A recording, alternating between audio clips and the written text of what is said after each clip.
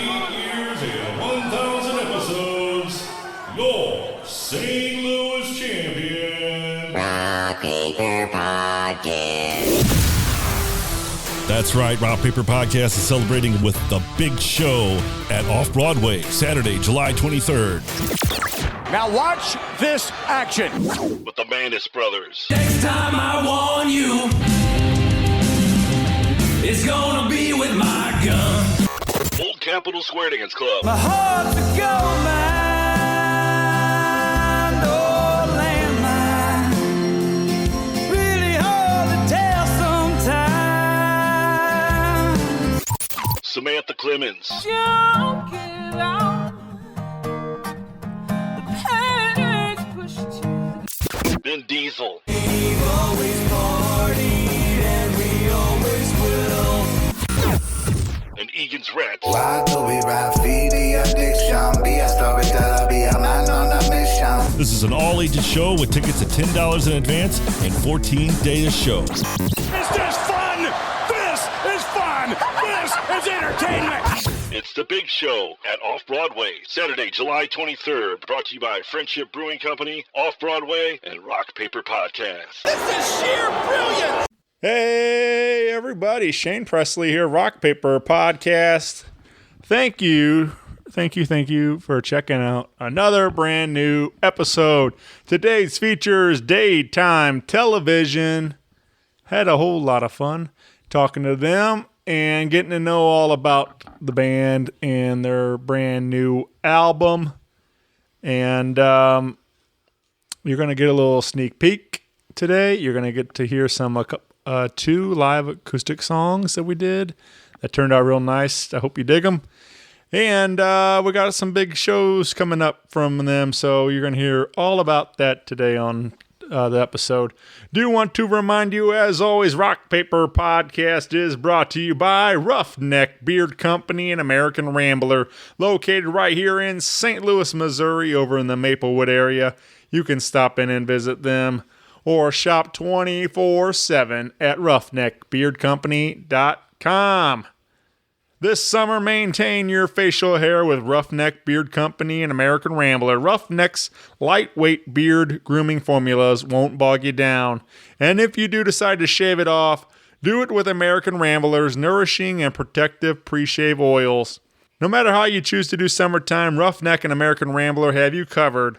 Again, shop 24/7 at roughneckbeardcompany.com and use my code RPP15 for an exclusive 15% off your purchase, including all your favorite beard oils, beard balms, junk powder, beard batter, whatever you need to take care of that beard and mustache of yours. You can find it, again, at roughneckbeardcompany.com. Also, big thank you to my wonderful friends at Friendship Brewing Company in Wentzville, Missouri. Come on out for all your craft beer needs and pick up some delicious food, some burgers, flatbread pizzas, pretzels, all kinds of tasty treats over here. You can find it all on the friendshipbrewingcompany.com website. And you can also find their full concert calendar. Come on out for some live music on Friday, July 15th, Denver, Wade, Trent. And on Saturday, July 16th, The Breakdowns. And on Sunday, the 17th of July, Jeff Walshauser returns. You can find it all again at friendshipbrewingcompany.com. And tell them Shane sent you. Also, you heard it on the intro, but I'm throwing a big old party, and I would love to have you there. We are going to be celebrating 8 years and 1,000 episodes of Rock Paper Podcast at Off-Broadway in St. Louis, Missouri on July 23rd, bringing along my very talented friends in the Manis Brothers, Old Capitol Square Dance Club, Ben Diesel, Samantha Clemens, and Egan's Rats. Again, tickets at offbroadwaystl.com right now. $10 tickets, all ages. 7 o'clock music starts. Come on out and celebrate with us. And if you need me, of course, you can always find me on the socials. Feel free to hit me up on email at rockpaperpodcast@gmail.com or everything else at rockpaperpodcast.com. And with all that out of the way, sit back, relax, and enjoy this brand new episode with Daytime Television. A podcast is kind of like it's like a radio show that's not on the radio. It's on the internet. Does that make sense? Uh-huh. Yeah. That's also like my mom. It makes it sound more confusing, doesn't it? It sounds like this. What's up? We're Daytime Television, and you are listening to Rock Paper Podcast. Rock Paper Podcast. Scissors beat paper, paper covers rock. Rock beats scissors, Shane covers non-stop. Never know what new kind of guest that he's got coming at you. Live and direct on the spot. Could be rock, folk, country, or hip-hop, jazz. All kind of folks that he has. Could be an artist or a comedian to make you laugh on the Rock Paper Podcast. double-decker fudge round, rolling round town. Shane coming at you live and direct from ground zero. He's your hero, he's your bestie. Rock Paper Podcast with Shane Presley.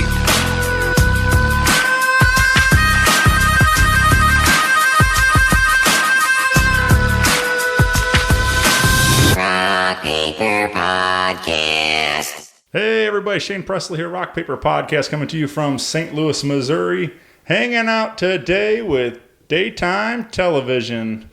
Hey everybody, welcome to the show. Hey Shane, Hey. what's happening? This is super cool. This is I don't know. I feel like I started so many of these this way, but this what's fun is like this show constantly introducing me to new people and people making music in our town, and it's fun that I get to been doing this 8 years already and still continue to meet people all the time. So, and that's the case today. It's our first time all getting to hang out and talk about some music you guys have been making, and get to talk about the band and the new record and everything else. So, but I guess before we get going too far, everybody want to say hi and introduce themselves for everybody listening. They're all looking at me, so I'll start. Hey, Mark Rouse. I'm the drummer in the band. We've been, I think Seth and I kind of started around 2016, 17, somewhere around there. 17, I think, yeah. Yeah, so we've been playing on and off through COVID, and yeah. All right. Sweet. Molly Bezo, I'm amateur bassist and singer of the band, trying my hardest at bass. I'm just happy to be here. Yeah. I think Mark kind of almost introduced me there. My name is Seth Bailey. I am the guitarist and backing vocalist of Daytime Television. And Mark and I have been doing this on and off since 2017. And we've had this lineup for probably about a year and a half now. And we are very excited about it and very excited about the music we're making. Yeah. And I'm Mike Puglisi, and I'm the other guitarist. And Very cool. That's what I am. And the gracious host for the afternoon. Yes, absolutely. Coming to you live from my basement. This is fun. Like I said, so I guess the projects, like I said, has been going for a little while. Is this is this the album that we're going to talk about? Is this like the official debut, or do we have previous recordings and stuff? We, Mark and I, had, we did a few demo like EPs, just kind of over the last, since 2017 until this lineup got together. I think 2 or 3 of them with a couple songs each on them. But this, as far as like official releases go, this is kind of our official debut. Yeah. And I think most of the songs that were on some of those older EPs, those were pretty much all made it over to Dark Sky Park. I think with the exception of one that we weren't terribly fond of. So we just kind of put the kibosh on those. Yeah, I think one of the... they said they were like a surf rock band. Yeah, that's what I was going to say. Yeah, there's the first EP we ever dropped when we were trying to be Best Coast, and I was super into Best Coast at the time. I was like, I'm gonna write some stuff like that, and then the RFQ was like surf band Daytime Television, and I was like, okay, that's probably enough of that then. Yeah. Missouri has a very underrated surf scene. Right. Yeah. Some beautiful beaches out here. Yeah. Surfing the mighty Missouri River is a pastime for everybody, I think. And mine's usually River to Pear, so that's usually where I do my River Despair. system. Yeah, well, it's not necessarily. I wouldn't say surf, but we're going to talk about a track Obscura, and like I feel like I don't not that, but just like that slide on there kind of gives me like that little beach kind of feel to it, that kind of surfy thing a little bit. Just at times, like I don't know, just like there was a lot of that kind of coming through in some other songs like that in that era. Yeah, that's an interesting one and was one of my favorites on the record, and it's one of the ones that I think changed the most from the way that it was on the early EPs to the one that's on Dark Sky Park. Oh, for sure. Molly had kind of come up with this little what you hear on the CD of this kind of delay sort percussive of riff. Yeah, and so none of what I had written for my part actually worked as well over that, so I had to come up with something quick. And so I grabbed the slide, and I was like, this makes kind of a cool sound. Yeah. One of my worst nightmares is that like a real slide guitarist is going to walk into one of our shows one day and out me as a total imposter, but so far that hasn't happened. Nobody invite Bonnie Raitt to any of our shows. Okay. He's a big phony. Everybody boo this man. Isn't that like a guy on Family Guy? Yeah, He's a phony. He's a phony. He's going to show up and call Mike out front row. He's a phony. Yeah, I agree. It totally works. I think it sounds cool. I love that. I love slide guitar work and stuff. So it's just it's fun to hear the bend in the strings like that. So, but yeah, well, let's play Obscura. This is a track we wanted to share from the new album, and now available everywhere you get your digital music at. And you guys were saying we do have physical copies also at shows and things. We do, yes. Yeah, so come out and support and pick up one of those. And but is there anything else we need to add around Obscura? Is there anything that comes to mind with this song? No, let's hear it. Yeah, all right.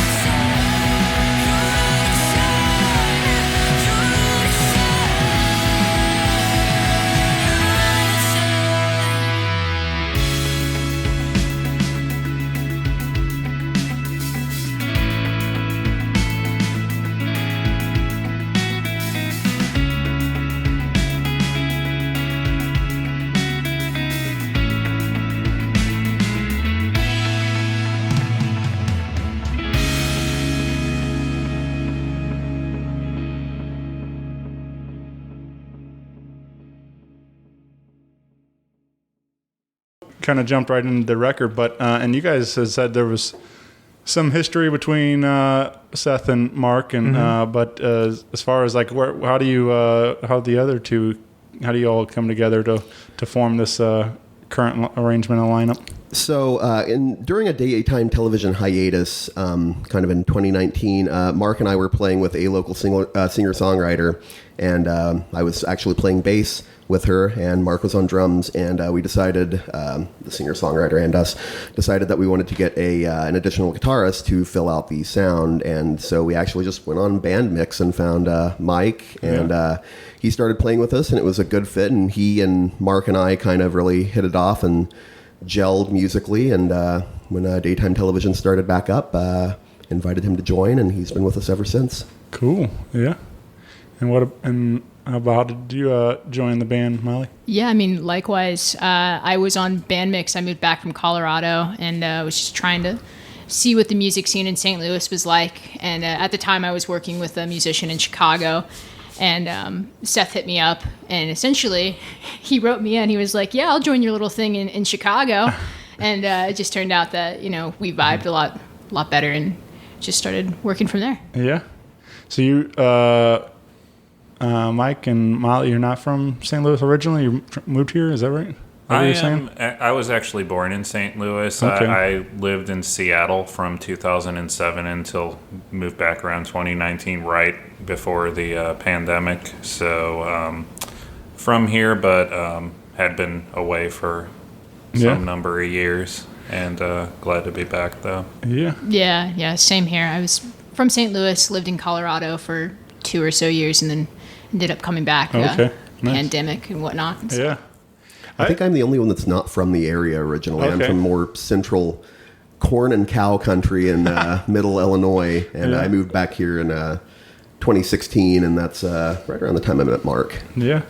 I don't know. I don't really know what to compare it to. I just St. Louis all I really know, but like I do love what we have happening here in St. Louis currently with our music. We have a lot of options to play around town. We have a lot of very talented bands. We have, making great music, and it's just a lot of fun to be a part of it. I like to kind of consider myself sort of a historian, almost like just documenting all this stuff and these and trying to keep up as best I can and preserve all these interviews and recordings and things. And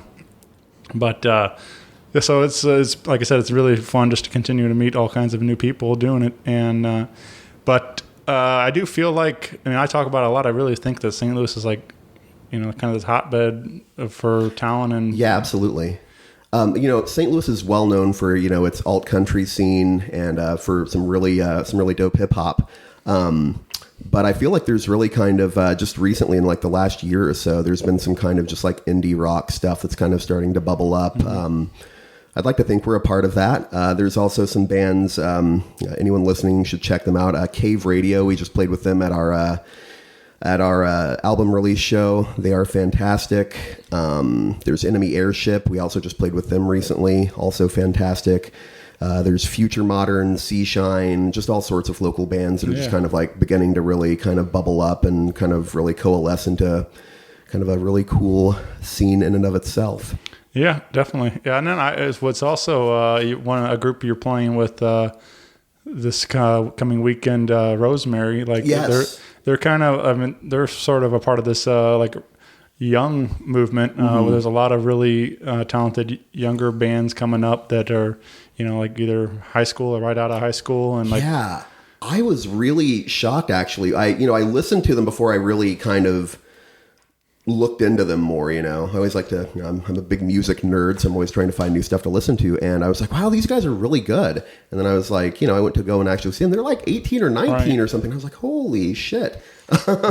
These guys are just fantastic, period, especially for being, younger. So we're super stoked to play with them. And I love seeing like a room like Blueberry Hill is like really become like a home for them, because like between them and like Misplaced Religion and there's a bunch of them. But anyway, there are a lot of them like collaborating, working together, and putting on these great shows in Blueberry Hill, even for a room that typically is a lot of 21 and up shows. But they've opened their doors to a lot of these younger bands and these younger kids come in there and have a good time and put on great shows and give them some good stage experience and stuff. And so I love that everybody's got a home. There's a little pocket for everybody in this town. I think that's one of the things that's unique and so refreshing about St. Louis is that it is a major city, but in comparison to like other major cities, for example, Seattle, the cost of rent is so high that it's hard to open a club and keep it, fiscally solvent in any way.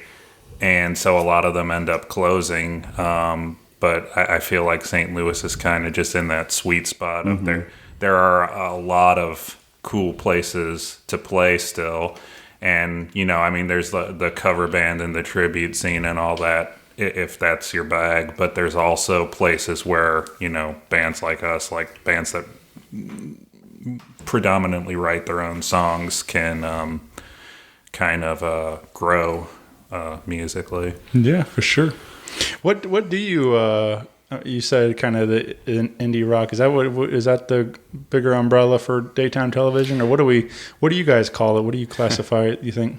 In the past I've said it's like shoegaze or dream pop, but I don't think it's like if I'm being honest, I don't think it's really like quite that like artsy and avant-garde and esoteric.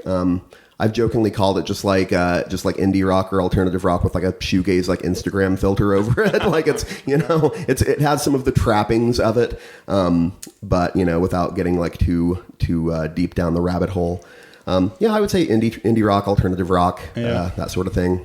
Because it's like that is one. There's so many different subgenres now, and it's like it does kind of get tricky. Some because like maybe one song falls in that, but I'm saying like what's the overall, like what what you would feel like the best describes the band as a whole. But and that's kind of what's fun is like there is a lot of different sounds coming through on this record, and which is a lot of fun to hear.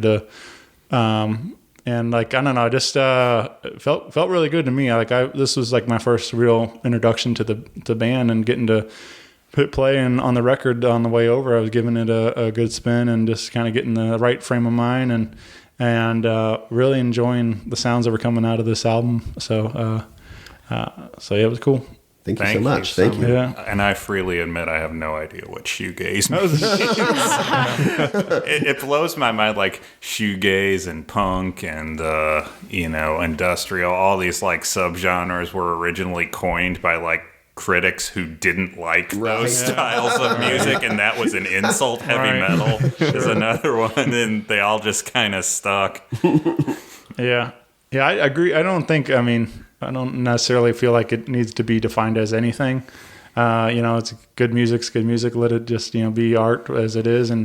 But I do feel like people kind of want something. At least that kind of gives them a frame of reference of some sort or something. It's like, I don't know. I'm not sure exactly what I know it's mainly for the radio, but radio doesn't play this stuff anyway. So then like, what's the difference? Like why are we still putting everything in all these different genres and stuff anyway? So.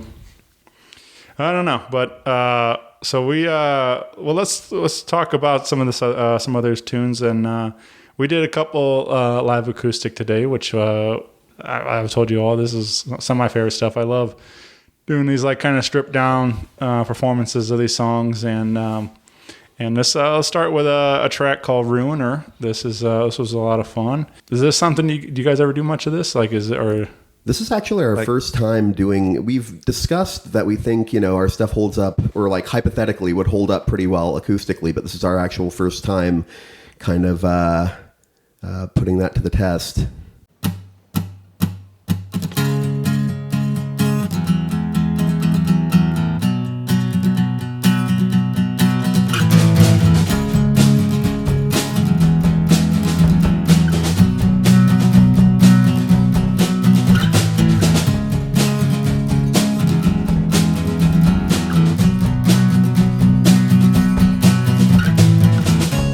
Faded, heart is on the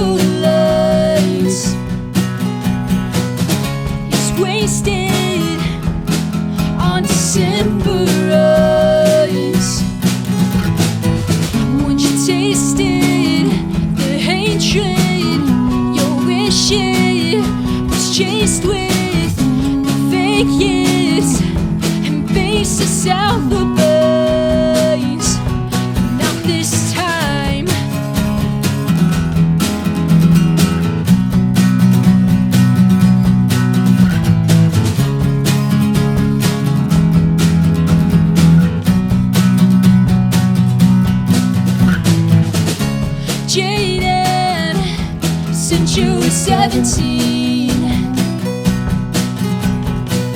And it comes down to the choice between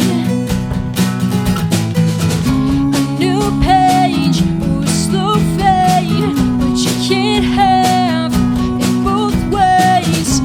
Don't say that you didn't have the time to decide. You could have had it all. You let it go to waste. You could have had it all. You're a ruiner.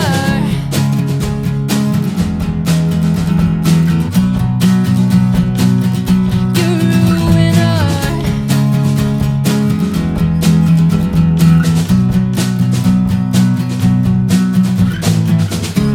Faded autumn's on the lines. It's wasted on December eyes. When you tasted the hatred, your wish it was chased with the fakest and faces out the buzz. Not this time. You could have had it all. You let it go to waste. You could have had it all. You're a ruiner. I used to be like you and do the things you do. As the bitterness it latches onto you, but now I have a different view, and I intend to see it through. It won't swallow me like it swallowed you.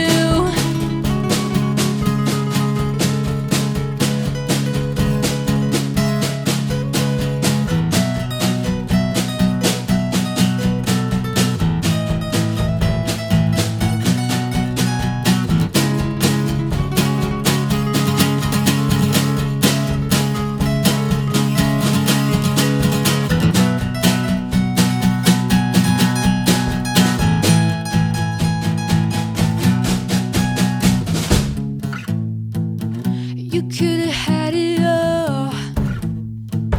You could have had it. You could have had it all. You let it go to waste.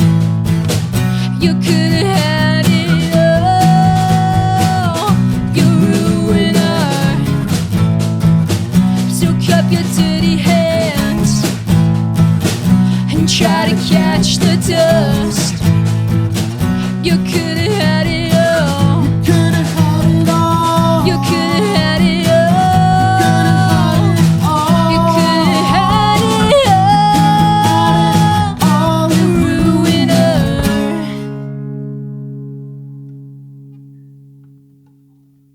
I mean, I thought it sounded awesome today, and I would love to see. I know we kind of joked about it before we hit record, but like it'd be fun to do a full proper show. I wish more bands would kind of do these like unplugged nights and different things like that, and like because we were talking about all the various MTV unplugs and everything else. I mean, those are a big part of my music taste, and but you just don't see a lot of happening a lot, especially full band. You get your songwriter or something like that, but it's fun to see a full band do something like I'm this. surprised someone hasn't put, kind of a show together kind of around that concept. I think there are a lot of local bands who play non-acoustically whose stuff would hold up extremely well in that format. So maybe that can be something we kind of collaborate and put together with some local bands. Yeah, I think it could be cool. It'd be a fun night. You definitely know what you got when you're playing acoustically, because there's not, loud amplifiers and effects pedals, and you can hide to a certain extent. Sure. But like when it's more, you know how strong your melodies are when all you've got is acoustic guitars and kind of just a bare bones accompaniment. So Yeah, That's a good thing. I really like, especially like in Ruiner there, like the way you guys played with it, like the way you were able to like, drop everything out and, build it back up with guitar, and then the kick comes in and everything else. Like it's still like add layers to this and stuff. And it's a lot of fun to hear, even, acoustically, it still comes through nicely and stuff. So it was, I don't know, I really like that when you play with the different dynamics of sound and stuff, even in a limited range with acoustic instruments and stuff. But it was turned out really nice. So this was Ruiner, and you want to hear the proper studio recording, the full version of it, you can find it on the album, and now readily available. You guys were telling me though, like I said studio, but you guys did a lot of this like during COVID, right? A lot of recordings. It's a pretty interesting story. So once COVID popped off, kind of in early 2020, it just really kind of just put the brakes on live music. It put the brakes on everything, but live music was one of the casualties of the pandemic. And so since we weren't able to, this is pre-vaccine, we weren't able to get together and, practice or write songs or anything, let alone record, let alone, play shows. We decided to kind of try just writing and recording an album remotely. So that's kind of what we did. I built a digital audio workstation for Mike. Taught him how to use that. Mark and Molly kind of have their own stuff already, and everyone would just record their own tracks, send them to me. Just drop them on Google Drive or whatever, and I would add my own parts to it and mix it and mastered it myself. And yeah, we're really proud of it, especially for just kind of the unorthodox way that it was recorded. We think it turned out pretty well. Yeah, I agree. I mean, I think had we not, I think it's fun to hear those stories, and how this all came to be. But I think if you tell people that, or if we didn't tell them, I don't think that they would know any different. So yeah, we actually had some people at our last show at the Heavy Anchor, hey, what studio did you guys record that? And I was like, my living room, by myself, and everyone else in their own living rooms as well. Yeah. My closet. Right. Yeah.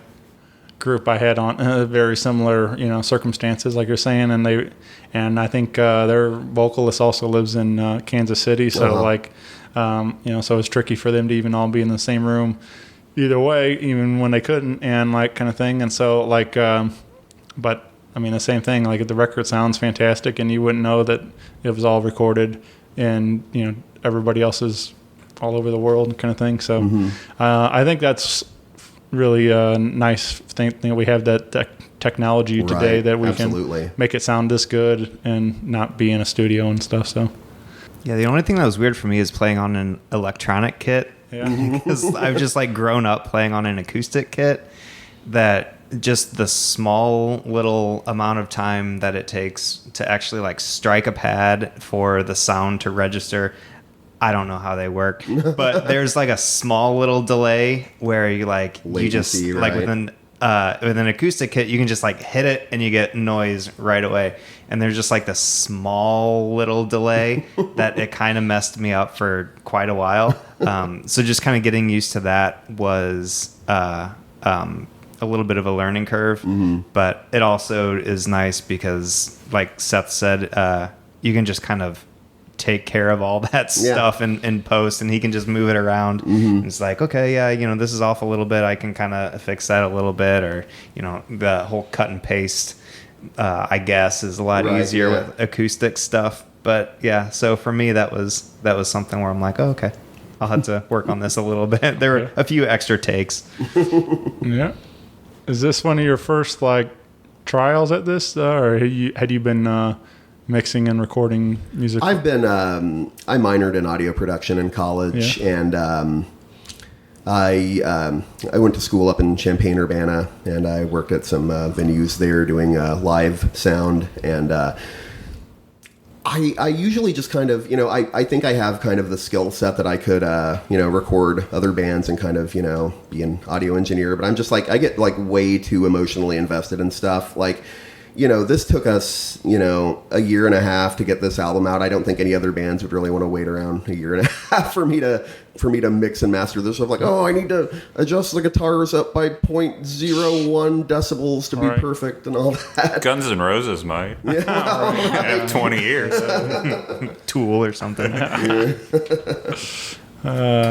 Yeah, I think that's probably the worst part. I imagine being doing it all in house. I mean, one, there's a lot of benefits, but as far as like you're going to be your own worst critic. You're always going to be like, I can do this better. I can do this different. This take, I can do it, and like all the stuff, and you're going to sit there over analyzing it over, too much, and eventually it almost becomes where it becomes stale or it's stagnant or whatever. It's just like you can fine tune it so much to where you just take the life out of it. And it's like a lot of bands, even when they record their own stuff, they'll usually kind of shop it out to a mixing engineer or to get mastered, so that there's kind of like a fresh set of objective ears to listen to it. And we didn't really have that luxury, but so it kind of took me longer than it probably would have otherwise, and I'm sure the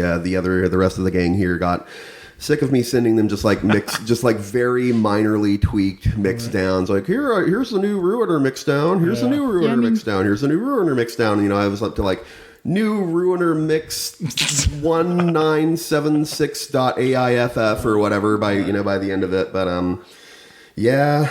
I mean, you were working on it till like the day of the release, essentially, like until we sent the CDs to get pressed. I mean, you were still mixing. Yeah, I actually that and like actually burning the CD, because I think you burnt all. What I did, you had like 4 computers going. Yeah, so just like burning all the CDs. At the same time. What I did actually was like most people will actually, when getting CDs pressed, will send the company who is pressing them the actual audio files to do. I actually kind of arranged with the company, and I forget their name, or I'd plug them. They were very kind to just send me just like the fully pressed and the packaging and just everything. But there would just be blank CDs, and I was mixing up until I got them, and then I was like, all right, well, I got to start burning them. So I just pulled an all-nighter, had like 3 computers going, and like burnt 200 CDs like the day before our show. So yeah, that was pretty intense. But, shout out to Mountain Dew for getting Seth. Monster Zero actually, and proud sponsor. Yes, absolutely. Well, very cool. Do you think going forward, is this something you guys want to continue, or do you think you might look at a more of a studio route the next time? Honestly, we've got this so far down to a science from having done this over COVID. I think it's actually kind of a huge perk of the band that we don't have to book, studio time at, $50 an hour and be expected to be like, on and perform, because, some days you're going to be, off and some days you're going to be on and everything. And I think the ability to kind of do it at our own pace and do it all in house, maybe we'll look into in the future, having someone else master or something like that, kind of now that there's, more options for that. But, yeah, because like you talk about songs like Obscura, we had that completely recorded, and then she just showed up to practice one day and pulled out this cool little riff, and we were like, oh, all right, let's actually go with that. That's really awesome. So we just kind of like re-recorded everything. Yeah, we didn't have to like worry about going through booking a room and all that kind of stuff. It turned a song that I think was, good into a song that I thought was just fantastic. The riff really made the song. And we could just like set up with Seth to be like, hey, I got to come over and like re-record drum parts or whatever. We didn't have to worry about going through the studio and doing something like that. Which I'm not trying to like downplay going to a studio by any means, but for us, it just gave us that freedom to kind of do something like that where we could just do it in like a day or two.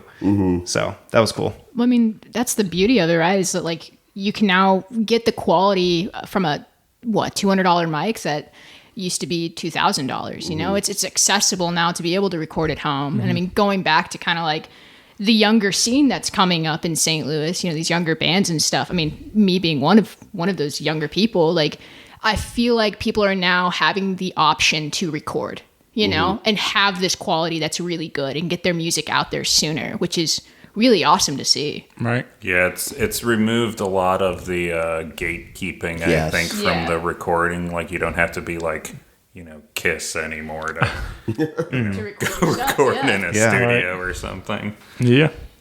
Yeah, I agree. I mean, I told you guys about this like Zoom recorder I have, and it's a nice little tool. And I mentioned to a lot of my friends, I'm like, you know, even just to help bring your demos up, you know, having a high quality piece of equipment for, you know, a reasonable price, and like, you know, beats just having your phone recordings or something like that. You can actually put a little bit of work into having a decent, you know, mix on your demos even. So, but yeah, I agree. I think it's nice that, like I said, having technology like this, that we can do all this stuff, and hopefully, like I said, maybe, you know, as we'll get bigger, faster, stronger with everything else, and just keep building it, and so where next time it don't take a year and a half mixing.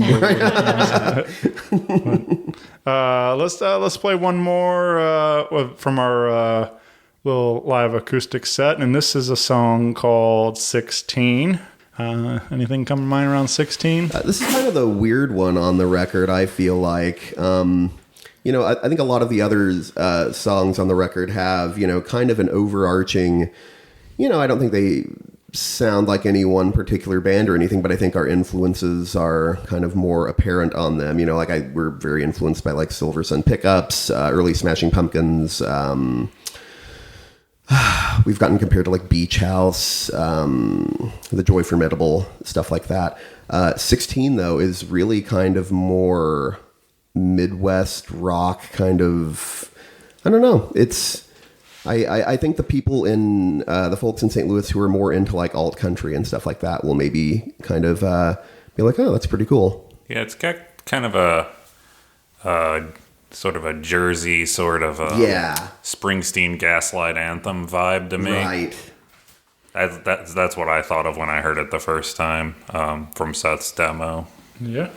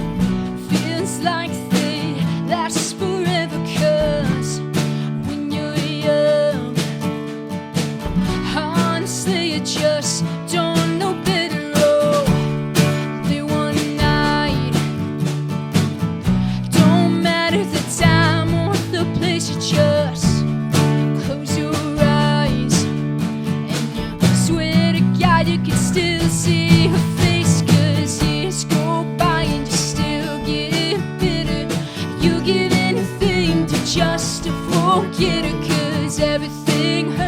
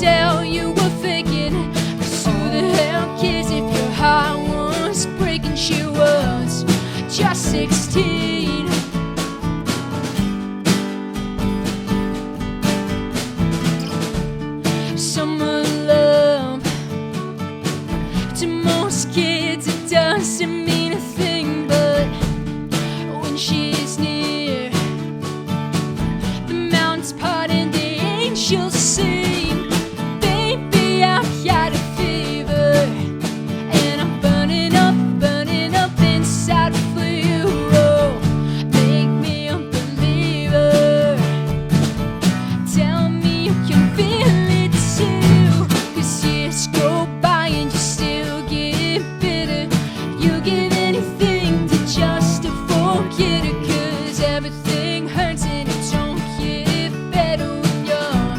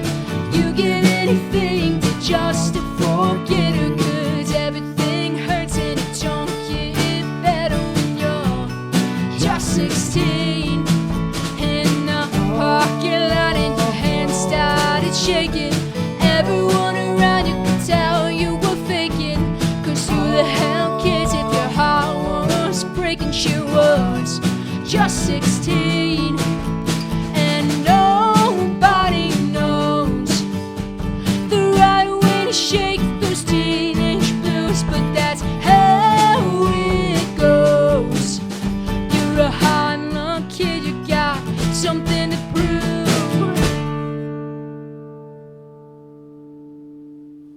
What about lyrics wise? How do you guys go about doing that? The writing and stuff? I generally write the lyrics and then I send them over to Molly, since she is the lead vocalist, and she'll usually, tweak them if need be. And she's done a few tweaks for lyrics that have just like really kind of made them work better. And Ruiner is one. She kind of tweaked the second verse and made that a lot better. But yeah, usually, typically it's me, and that's kind of another thing where I spend a lot of time on, in addition to the mixing and stuff like that, is I'm really kind of a perfectionist about my own lyrics. So I'm trying to get better about that. I think I am recently kind of being more prolific and, for lack of a better word, fast about my lyric writing. But yeah, typically it's me. And then you guys all, like you're saying, Molly brought in a riff, or how like you guys just kind of start building from there, or do you? Is that kind of how a lot of these kind of go? Like different people present a different idea, and we build it from there, or do you? When you write these lyrics, do you already have like kind of a structure in mind, and then build from? So typically, what'll happen is I'll kind of write like the very kind of minimal framework for a song. It's just like, like the chord progression, and I'll have kind of like an idea of how I want kind of the rhythm to sound or something like that. And I'll do like a rough demo at home. And then I'll send it to the other folks and see what they think of it. And if they're all, they all dig it, then we will take it to practice, and everyone will just kind of replace what my basic things I did on the demo with their own flavor and their own style, and really kind of fill the song out and really make it pop. Yeah, very cool. Yeah, I just, it's fun to hear everybody's process. I think everybody does everything a little different, but it's fun to see that there are no right or wrong way to go about it. So it's like whatever works for you guys, or whoever's writing it. Well, you got some really fun opportunities to come see daytime television live, and we have on Saturday, July 16th, you'll be at the 15th. Or 15th, sorry, 15th at the Conservatory in Alton, Illinois, with Rosemary. Mm-hmm. And I think that's a Friday, actually, but yeah. Oh, Friday. I'm way off. So yeah, I'm terrible with dates. Maybe that's why I put 16, and maybe that's messed me up. It's all good. So Friday the 15th. Yeah, and then, but the next one's a Saturday, right? Yes. There it is. Saturday, August 6th at Off Broadway. Yes. And you guys will be there with Stoker and Sweetheart. Yeah. Yes. So I don't know much about Sweetheart. So my partner and I used to operate a concert venue over in Soulard called Satellite. And unfortunately, it was kind of a victim of the pandemic, as unfortunately a lot of venues were. But while we were in operation, one of the shows we had, I kind of did most of the talent buying, or whatever you want to call it, just the booker. And I was always trying to spotlight local music, and especially kind of artists who haven't had, kind of a chance to play kind of it was a bigger space. And just one of the ones that got recommended to me was this, I'm not sure if I would call it a band or a project. Her name is Val, and she goes by Sweetheart when she plays live. And she got recommended to me, and I was like, I listened to some of her stuff on Bandcamp, and it was just really good. It's kind of a lo-fi bedroom poppy kind of Regina Spektor type thing. Really cool stuff. And she came and played a show with us. I think the show she played with us was also, who was on that bill? Cave of Swords, I think, who unfortunately I don't think are really doing anything anymore. They were fantastic. And Peeleds, I believe, who are around still, and they are also amazing, and everyone should check them out. But she kind of opened the show and just absolutely killed it. And just ever since, that was several years ago at this point, I had just always, kind of kept her in the back of my mind, like if we need someone to play, she just really kills it live. So yeah. Well, I'm excited about that, and also hosting a show here at Off Broadway coming up. And I heard about that. Yeah, and I'm excited to get back in there. It's been a little while since I've been there, but since then, since I've been in, they've remodeled they have. the room. They've got the new stage, new curtain, new patio. They've taken the inside. They've completely gotten rid of the inside bar, and it's just one big stage now, and the bar is now outside. Yeah, the renovations are really fantastic. I'm really excited. We actually played back in December, one of the last shows with the old kind of design, I guess, of Off Broadway. You know, the internal bar and smaller stage and all that. Oh, that bar when you first walk in, that's totally gone now? It's gone, yeah. Oh, wow. Yeah, okay. Just the outside bar there, kind of like when you walk through the little, like, garden area. I don't know what to call it. Yeah, that's just like the bar now. Oh, wow. Broadway. Yeah, and it's kind of like all enclosed now. It's not really. I mean, it in and of itself is like an internal bar now because they've all got it like enclosed in walls and everything. But yeah, this is we played one of the last shows of the old design of Off Broadway, and this will be our first time playing the new one. We're really excited about it. Yeah. I say myself too. I'm excited to get back in there and experience it all. But yeah, that's and you guys partnered up with Beyond FM on these shows also. Beyond FM presents. Beyond FM is doing the Conservatory show, and then we have a dual partnership with Beyond FM and Earthbound Beer for the Off Broadway show, which Earthbound sponsored our last show back in December. They are very good friends of mine and my partners, and very big supporters of the band, so we are happy to have them back on board as well. Very cool, yeah. And big shout out to Tony and Beyond FM. Get out there and click download and get their app on Android or iOS and listen all 24/7. They've been incredibly supportive of daytime television since we really can't thank them enough for all their support. They're great. Just very sweet people. Yeah, I agree. I'm been fun to working with them for the last several years, and it's a lot of fun getting to. And both of us, like, I feel like me and Tony just clicked right away. Just like we have a very similar idea of what we want to do with our shows and St. Louis music and everything else. We're cut from the same cloth kind of thing. So, but yeah, get out there and support. And I think he's throwing a big old party too. So. Steve Ewing, I think. Yeah, right on. So that's gonna be dope. Yeah. Well, yeah. All right. Well, let's throw in one more of the album recordings, and this is a song called "Cherry Blue." Yes. And another fun one that I really enjoyed. And anything Cherry Blue? What's this one about? Or come to mind? What think of with this one? So actually, I got the title from a Check It Out with Steve Brule episode when he's trying to buy a cherry red car, and he only has like $17.13, and he's only able to get just a complete beater of a car. He's like, I got my cherry blue. Oh my god! It's for your health. That's a good song name. I'm going to use that. Wrote a song about it. Yeah. Here it goes.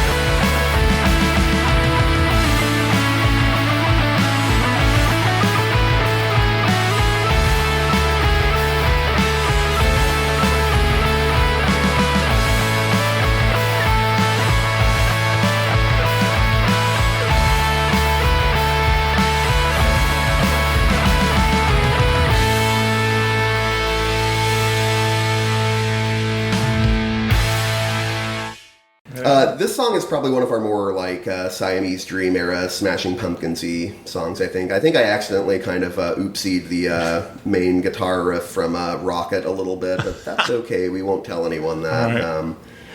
Except everyone listening. Everyone forget that I said that. We can edit that. Yeah, we'll cut that. Billy Corgan seems kind of litigious.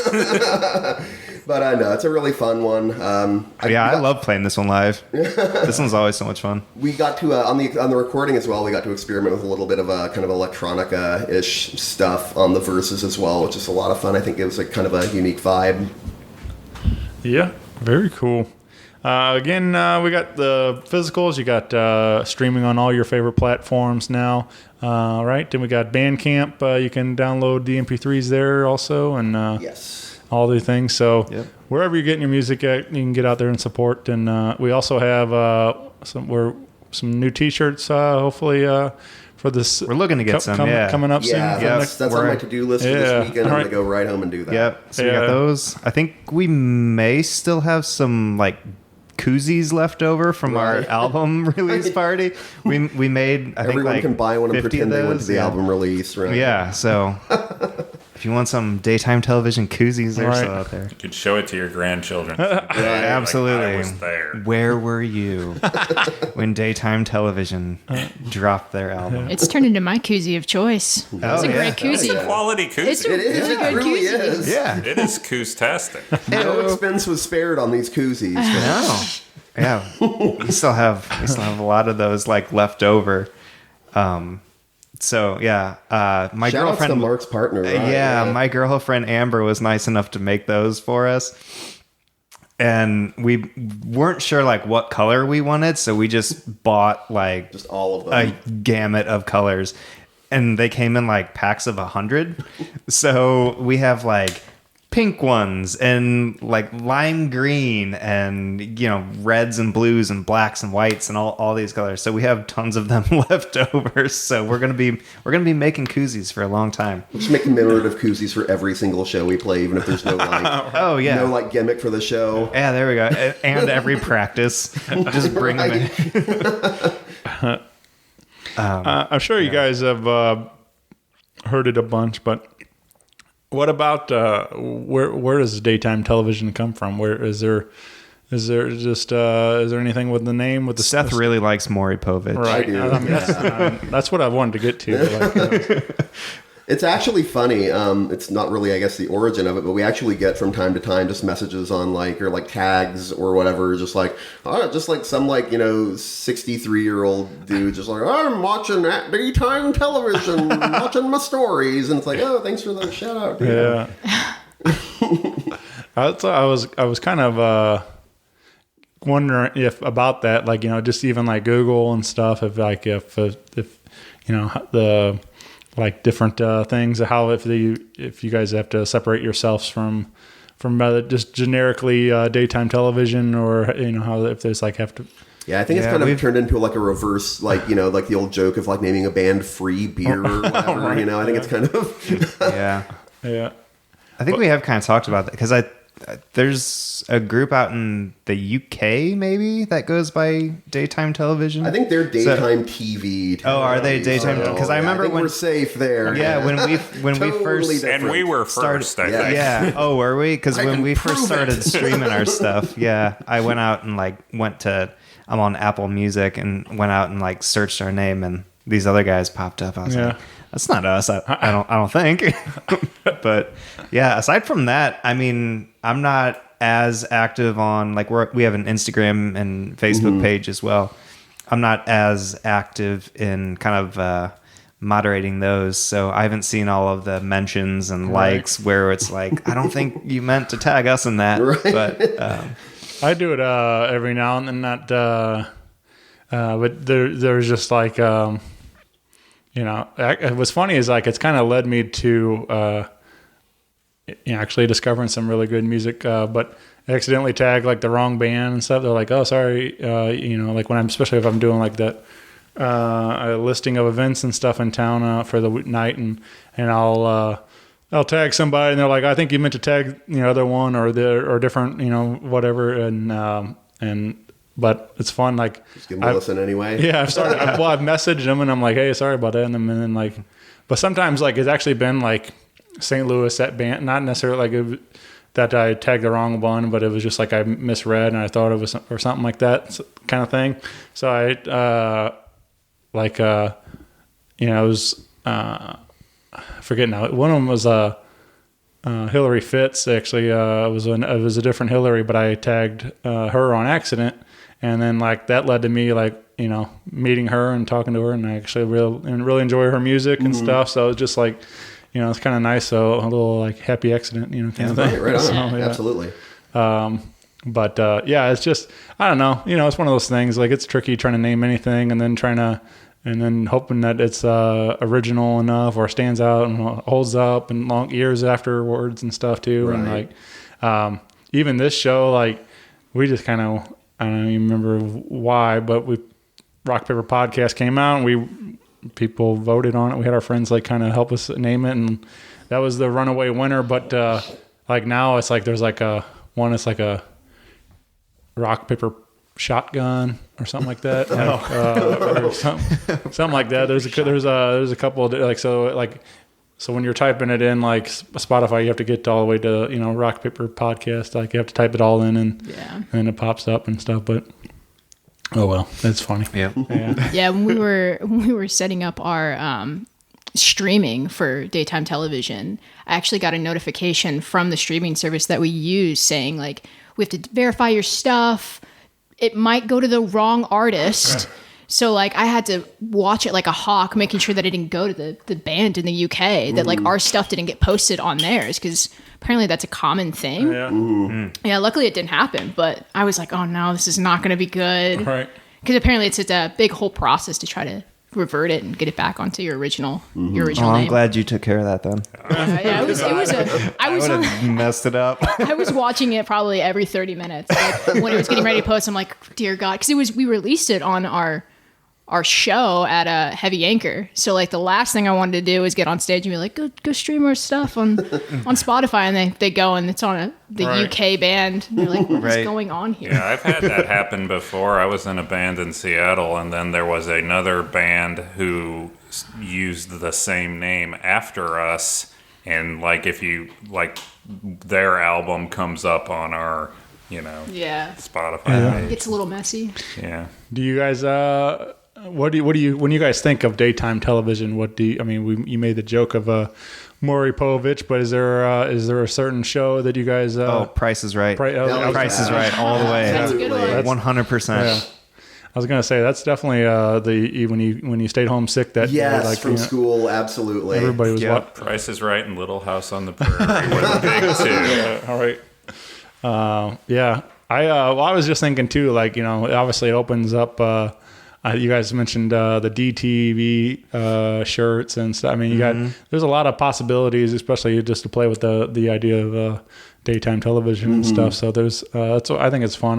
The name works for a lot of different ways and stuff. So, but yeah, you can find daytime television on your Facebook and Instagram and get plugged in. Find more dates, announcements coming soon. We'll get some more shows on the calendar for you.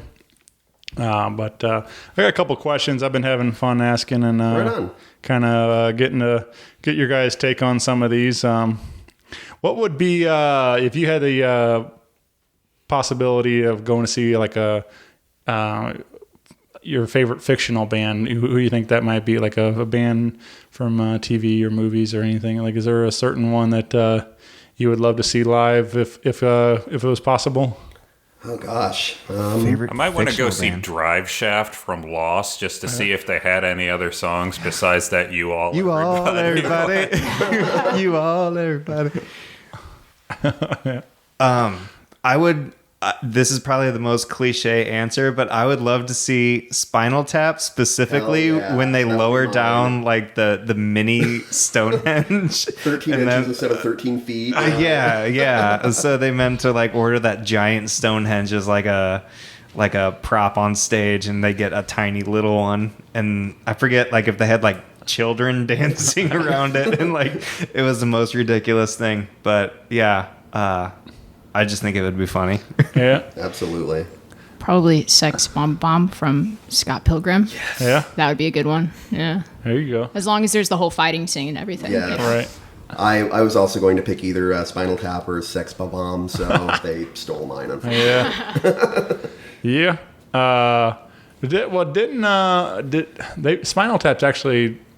They have toured. Yeah, they've toured, right? Yeah.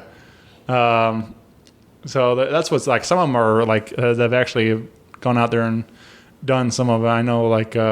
Did their drummer blow up like on stage? Every single time they have to have a new drummer. Yeah. It's an occupational hazard. Mark. You knew what you were Oh, signing believe up me, for. I know. I had to sign a waiver. But Yeah, that would those all be fun nights out for sure.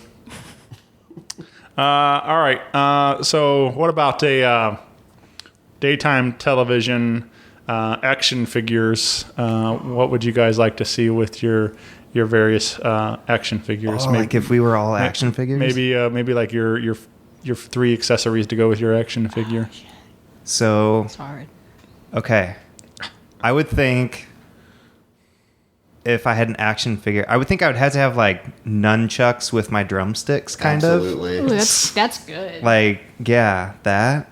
I typically wear like a bandana when we play, just because I get like so sweaty. So yeah, I feel like I'm just ripping on Ninja Turtles right now, essentially. And then my shell Mark just wants to Would just be a giant bass drum. Yeah. I feel like if I got an action figure, I would like it to be like Go-Go Gadget hairline, and then like hair magically grows where there was none in real life, and I would like that in an action figure. I think I'd have to go with the Gene Simmons Kiss axe guitar as well, since we're all Oh, going there with, you go. Yeah, absolutely. There you go. Ooh, that's good. That's good. Yeah. What's like I don't know, when you're saying that, it reminded me like those like Play-Doh things where you like you can stick Play-Doh in and like make their hair, and I'm like, Oh, there you go. Oh yeah. like, kind of the customize different lengths of hair and stuff. And Play-Doh, the breakfast of champions. Oh yes. Yeah. How about you, Molly? You got any? What would you like to see with your accessories with your action figure? I don't know. That's a hard question. Yeah. I gotta think about that one. Yeah, I just feel like it's a personality thing, to see what, I know like some of them, some are easier than others, like always have like a certain drink or a certain, outfit they wear, and, those different things like that. So it's fun to see what comes to mind. What would the official Rock Paper Podcast Shane action figure come with? Turn it around on you. Yeah, well, Apparently, he would look like little Debbie. So, backstory: Shane has these little stickers that he brought in, and it says like instead of Little Debbie, it says Little Shaney, and it has him in a microphone, dressed up like Little Debbie. I have my bonnet, and Yes. those. So they're ridiculous. They're fun. They're the best. See, I've earned a permanent space on my Oh, I'm throwing mine on my laptop absolutely. for sure. But obviously, I'm a fan of Little Debbie, and I one day I posted a picture of a double-decker fudge round nice. on social media, and didn't really think anything of it. But then, like, fast forward a while, like I invited my friend Dub Flo from Egan's Rats to record an original theme song for the show, and I gave him free rein to like do whatever he wants, and he came back with these lyrics that said that you'll hear every intro, and the double-decker fudge round rolling around town, and I'm like.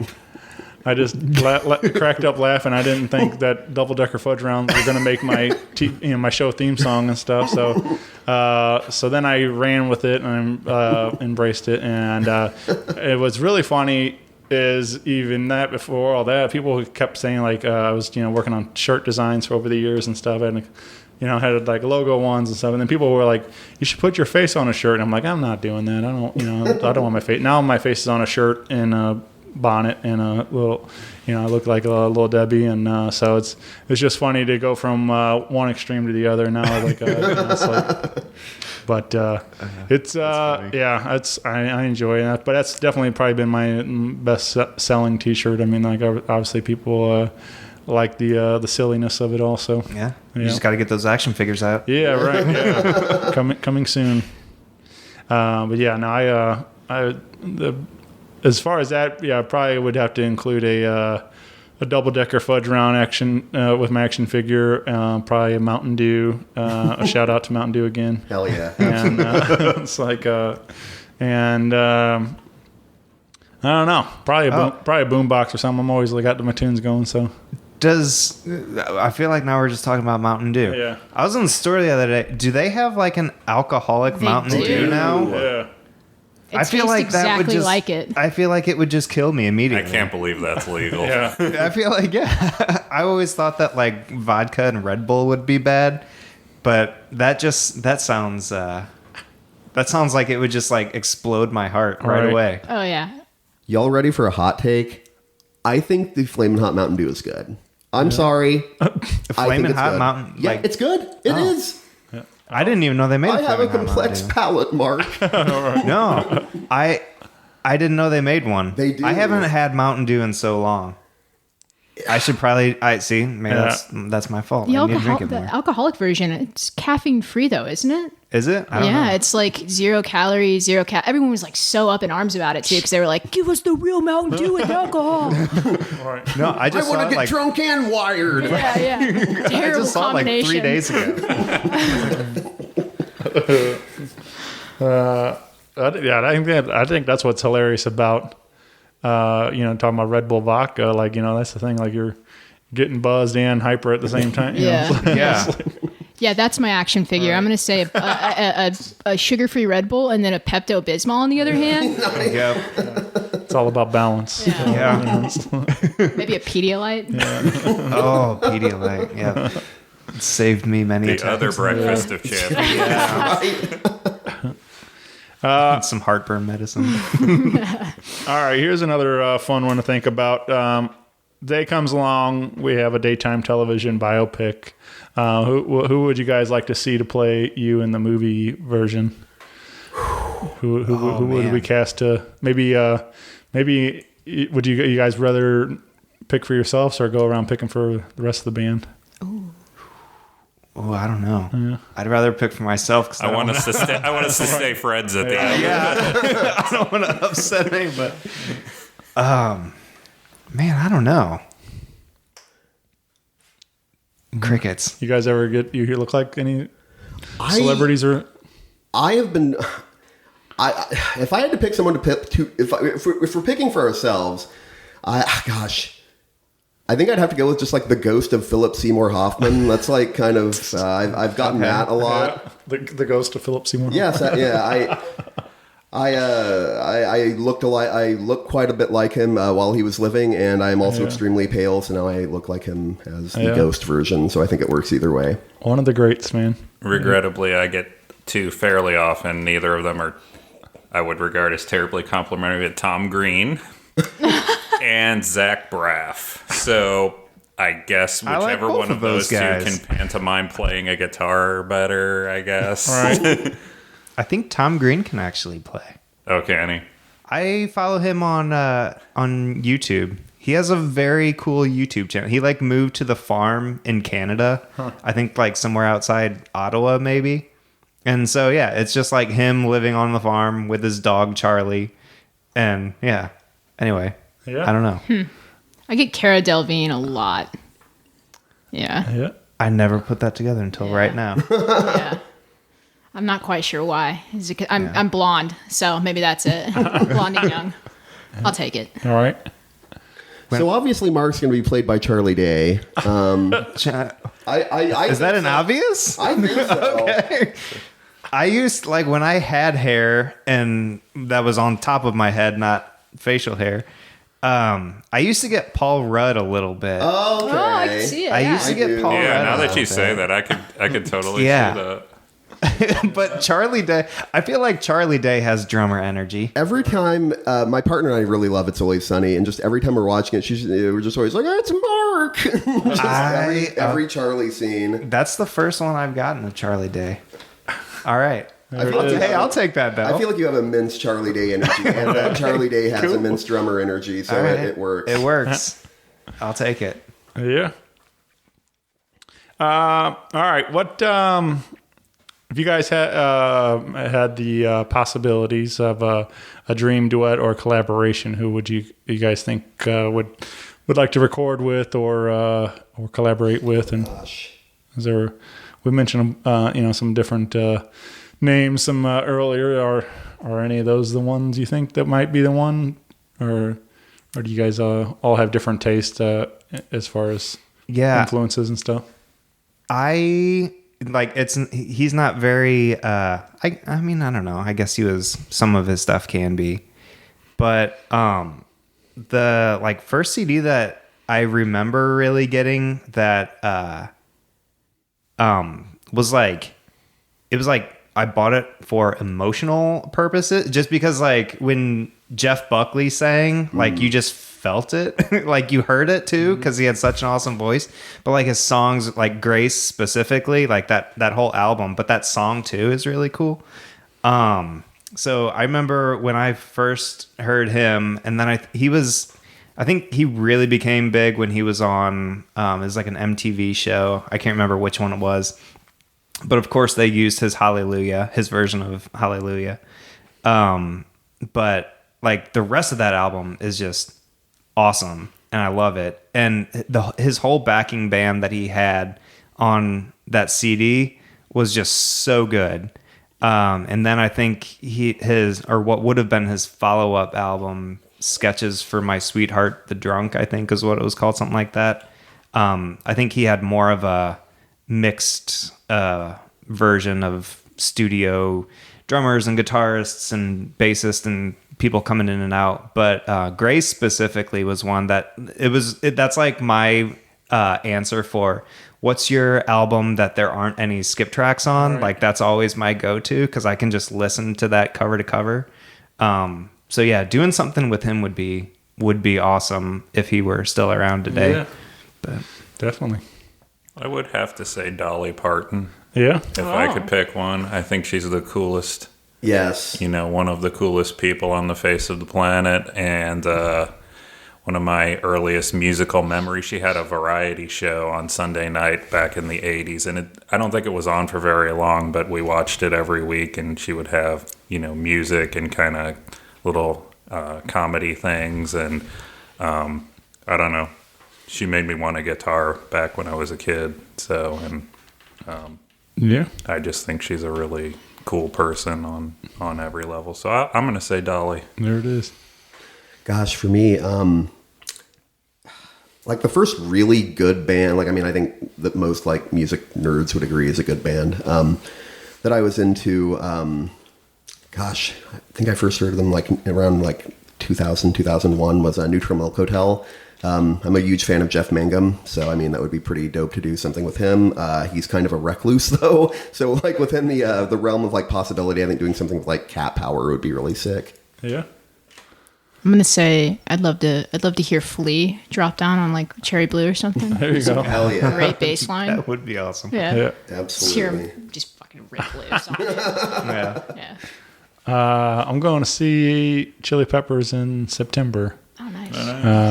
So not a huge fan. I do like a lot of this stuff. Actually, the new record's really good. It was fun to see them back with Rick Rubin and John Frusciante's back in the band and stuff. And but anyway, I'm excited about that. My brother-in-law lives in Jacksonville, and we're going to see him in Orlando, and should be a fun night to experience him live. I've never seen him live, so I think that would be a fun energy in that room and stuff. And I've heard they put on a great show. Yeah. Chad Smith is 61, and he is still just fucking killing it on drums. He is a sick drummer. Yeah, he is. He was one that I always kind of thought of John Bonham the same way. When you like listen to the studio recordings, like still really good, but then you see what they do live on stage and you're like, you're on another planet. What is happening right now? Yeah. I love that he that stuff that he did with Will Ferrell and stuff too. Yes, just the like drama. it's just like Yeah. I love that they have a sense of humor about it all and like just have a good time with it. But yeah. Well, very cool. I mean, this has been a lot of fun. I'm really glad we did this Thank today. you so much for Thank having you. us. And again, get plugged in with daytime television. Pick up some music wherever you're getting your digital music at today. It can come out on July 15th to the Conservatory and in Alton, or on August 6th in St. Louis at Off Broadway. And you can see the show live. But this has been great, guys. I really glad we did this today. So thank you for Happy to be here. spending some time with me, and let's see we do it again soon. Absolutely. Let's do it. Yeah. All right. Bye, everybody. See ya. Bye. See ya.